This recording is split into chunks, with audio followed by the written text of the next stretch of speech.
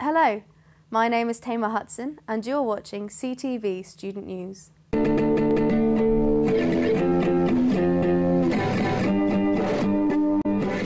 main headline this week: purple-clad burglars broke into Fresh. The incident took place in the early hours of Monday morning and inexplicably there was no damage done, except for the removal of all cheese from the shop. A note was left behind by the burglars reading "No more cheese" and branded with a mysterious headphone logo. If anybody has any information, then please email freshsecurity@bath.ac.uk. Polls are closed and votes have been counted for last week's referendum. The initial lack of awareness of the vote was overcome and enough votes were cast to validate the referendum. The main question of whether or not to remove the position of VP Comms next year was supported by students, with 610 voting for and 204 against. The other referenda issues were also voted for. For full results, see bathstudent.com. However, for the 794 students who voted on the topic of whether or not the students value the union's NUS affiliation, 196 abstained, indicating that students might not know what the NUS is actually doing for them. The news is now also reaching students that theory has been cancelled. After the repeated lack of attendance to the Student Union night, the decision was made to end it. The statement posted on Bath Student said that it was no longer financially viable to continue running the weekly event. However, they are now offering a late night bar and elements will be available for student hire. Other union news is that the SAB elections are coming up. Nominations for SAB positions open on Monday the 28th of February until Tuesday the 15th of March. Campaign week, typically popular with students, begins on the 18th of March. However, voting will not open until the 21st. Becca will now enlighten us with the Bath Impact Minute. Thanks, Tamar. Coming up in this week's Bath Impact, our news team talked to two Bath students who've decided to beat the job-seeking blues by running for council.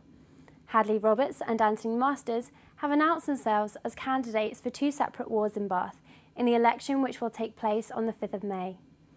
If elected, they will serve for 4 years, representing their area on issues such as waste removal, roads and town planning. Masters, a Conservative candidate, is currently studying for a PhD in maths, but said he'd be able to comfortably juggle the two if he were elected. He's standing for councillor for the ward of Kingsmead, which covers many houses let to students, as well as the university's own off-campus accommodation, John Wood. When asked why he was running, the student answered, "I'm very interested in Bath. I love this city and I want to make it better." As a Conservative candidate, Masters may have more of an uphill struggle to get the student vote than his fellow candidate Roberts, a member of the Labour Party.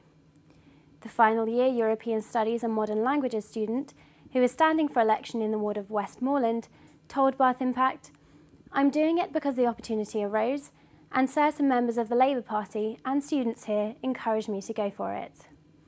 Roberts, who once ran the Labour Society here on campus, emphasised the benefits of a former student running for councillor in a ward which covers the western part of Oldfield Park. He said, "In electing him, the ward would get not someone who will be biased towards students, but someone who has experienced firsthand the problems that both students and residents alike face today." The official announcement of candidacy, as well as campaigning, will commence in April. Students can vote in their hometown as well as in Bath, but must register to vote. More information on the elections will be given nearer the time. In the meantime, make sure you check out the new issue of Bath Impact out on Monday for more student news. Back to you, Tamar. Thanks, Becca. Students are once again being given the opportunity to save lives. The NHS is holding a blood donation session all day in the STV on the 7th of March, so go along, give blood and help save a life. Bath University students, however, are not only giving blood to help those in need. A team of 30 chosen applicants are building a wind turbine on campus. The turbine will be temporarily erected after undergoing testing and trials, but that will not be its only use. The hope of the students involved is that they will be able to take this project to developing countries, where it can offer the potential to make a real difference to the lives of the local communities. My name is Tamar Hudson, and you have been watching CTV Student News.